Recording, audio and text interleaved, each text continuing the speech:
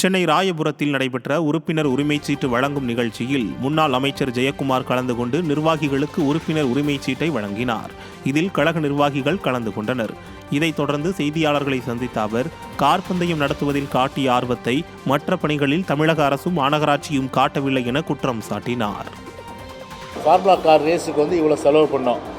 அதில் பார்த்தீங்கன்னா அந்த வருமானத்தில் இந்த எலக்ட்ரிசிட்டிக்கு இவ்வளோ கொடுத்தோம், போலீஸ் பேட்டாக்கு இவ்வளோ கொடுத்தோம், அரசு ஊழியருக்கு இவ்வளோ கொடுத்தோம், அந்த மாதிரி நீங்கள் போட்டு பிரித்து கொடுங்க. நீங்கள் எதுவுமே இல்லை. அப்போது என்ன நடக்குது? அப்போது எவ்வளோ கோடி இதில் சம்பாரிச்சாங்க? யாருக்கு அந்த பணம் போச்சு? விளம்பரம் நிறைய பண்ணாங்க. அந்த விளம்பரத்தில் எவ்வளோ அந்த விளம்பரம் பார்த்தா எல்லாம் சரக்கு அடிக்கிற விளம்பரம் தான் அங்கே நிறைய இருந்ததாங்க. அரசு ஊக்கப்படுத்துது சரக்கு அடிக்கிற விளம்பரத்தை.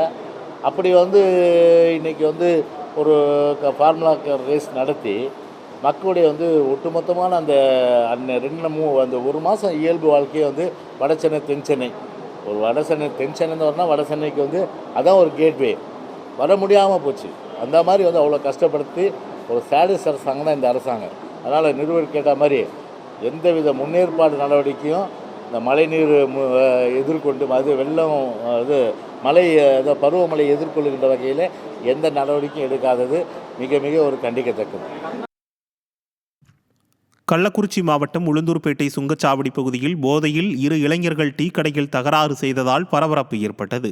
சுங்கச்சாவடி அருகே உள்ள தேநீர் கடையில் போதையில் இருந்த 2 இளைஞர்கள் காசு கொடுக்காமல் இஞ்சி டீ கேட்டு தகராறு செய்தனர். டீ மாஸ்டர் காசு வாங்காமலேயே டீ கொடுத்தபோது இளைஞர்கள் டீ கிளாஸை உடைத்து அங்கு இருந்தவர்களிடம் தகராறு செய்துள்ளனர். இதுகுறித்து உடனடியாக உளுந்தூர்பேட்டை காவல் நிலையத்திற்கு தகவல் தெரிவிக்கப்பட்ட நிலையில் அங்கு வந்த போலீசார் போதை இளைஞர்களை கைது செய்யாமல் நாளை விசாரணைக்கு வாருங்கள் என கூறி அனுப்பி வைத்ததால் பொதுமக்கள் அதிர்ச்சி அடைந்தனர். இளைஞர்கள் தகராறு செய்யும் வீடியோ தற்போது வெளியாகியுள்ள நிலையில் இருவர் மீதும் கடும் நடவடிக்கை எடுக்க பொதுமக்கள் வலியுறுத்தியுள்ளனர். விடியா ஆட்சியில் போலீசாரின் அலட்சியம் காரணமாகவே பல்வேறு கொலை சம்பவங்கள் அரங்கேறுவதாக பொதுமக்கள் குற்றம் சாட்டியுள்ளனர்.